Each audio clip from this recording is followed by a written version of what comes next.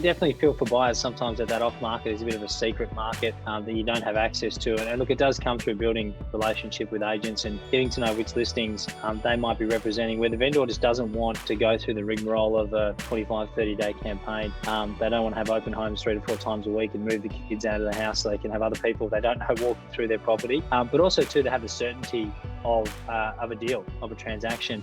They may have committed to another property elsewhere. It might have been on a whim, or they might have upgraded the family home without too much consideration for their borrowing capacity. Or it could be an unfortunate situation as well, like a death or a relationship breakup, and they just want to remain confidential about releasing the asset. And from that point of view, it can be win-win, because for a buyer to not have to compete at an auction and go through the emotional rigmarole of late night meetings, working out their budget just to get there on the day and really get blown out of the water, to have some certainty that it's a deal for them at a certain level that the vendor will accept, and for there to be limited negotiation, and sometimes you have that property exclusively, can really remove some of that emotional pressure and mental pressure off them. And it also allows you to make a decision in your own time as well. So yeah, the off-market space is definitely where there's a lot of opportunity at the moment, but also it's a space that there's generally two types of off-markets. There's a genuine off-market where there's a motivated vendor or motivated agent and they're willing to do a deal, and then sometimes they can be just testing the market to see what the market's willing to pay for that property, and they might get multiple buyers through field offers, and really the vendor just wants to see where they should position it, and they're always going to go to market and potentially auction that property, which can be more frustrating